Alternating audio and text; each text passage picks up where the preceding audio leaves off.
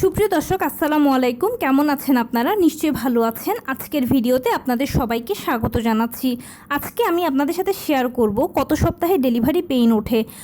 চলুন মূল ভিডিওতে যাওয়া যাক। বাই দ্য ওয়ে, মূল ভিডিওতে যাওয়ার আগে একটা কথা বলি, আমি আমার চ্যানেলে pregnancy related, specially normal delivery related অনেক ইম্পর্ট্যান্ট তথ্য ভিডিও আকারে শেয়ার করে থাকি। এই তথ্যগুলো আমার পার্সোনাল এক্সপেরিয়েন্স ও আমার ডক্টরের সাজেশন থেকে নেওয়া। তাই আমার চ্যানেলটিকে যদি একবার আপনারা ভিজিট করেন, তাহলে আপনারা আপনাদের প্রশ্নাতীত মনের অনেক প্রশ্নের উত্তর পেয়ে যেতে পারেন। আমন্ত্রণ জানাবো আমার চ্যানেলটিকে একবার ভিজিট করে দেখার জন্য। এবারে চলুন মূল আলোচনায় যাওয়া যাক। আমি শুরুতেই বলেছি আজকে আলোচনা করব কত সপ্তাহে ডেলিভারির পেইন ওঠে।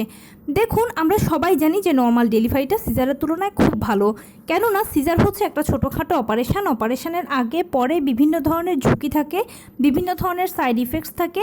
এছাড়া সিজারিয়ান পেশেন্টকে সারা জীবনভর কিছু না কিছু নিষেধাজ্ঞা মানতে হয়, বিভিন্ন ধরনের রোগশোক বহন করতে হয়। কিন্তু নর্মাল ডেলিভারি বা তার পেশেন্ট এই সব কিছু থেকে সেফ ও সিকিওর। নর্মাল ডেলিভারির পেশেন্টও সারা জীবন ভালো থাকেন। সেজন্য আমরা সবাই নর্মাল ডেলিভারিকে পছন্দ করি। সন্তান জন্মদানের ক্ষেত্রে আমাদের প্রথম পছন্দের পদ্ধতি হচ্ছে নর্মাল ডেলিভারি। নর্মাল ডেলিভারির জন্য পেইন প্রয়োজন। এখন এটাই সবথেকে ইম্পর্ট্যান্ট বিষয় জানার যে কত সপ্তাহে পেইন ওঠে, তাহলে সেভাবে আপনি প্রিপারেশান নিতে পারবেন। নবম মাসের 37 থেকে 40 সপ্তাহ হচ্ছে নর্মাল ডেলিভারির আদর্শ সময়। 37 থেকে 40 সপ্তাহের মধ্যে যে কোনো সময় আপনার ডেলিভারিটা হয়ে যেতে পারে যদি নর্মাল ডেলিভারি হওয়ার হয়। আর পেইনটাও এই 37 থেকে 40 সপ্তাহের মধ্যে যে কোনো সময় উঠতে পারে।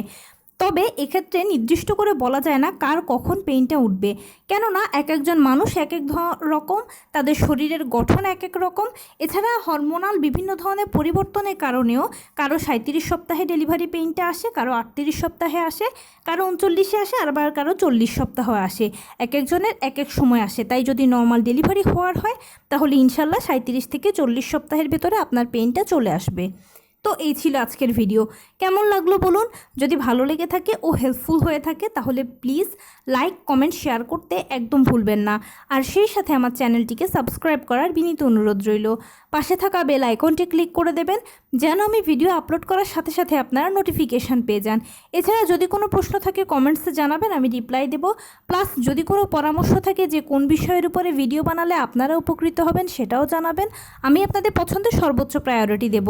ভালো থাকবেন, সুস্থ থাকবেন। আসসালামু আলাইকুম।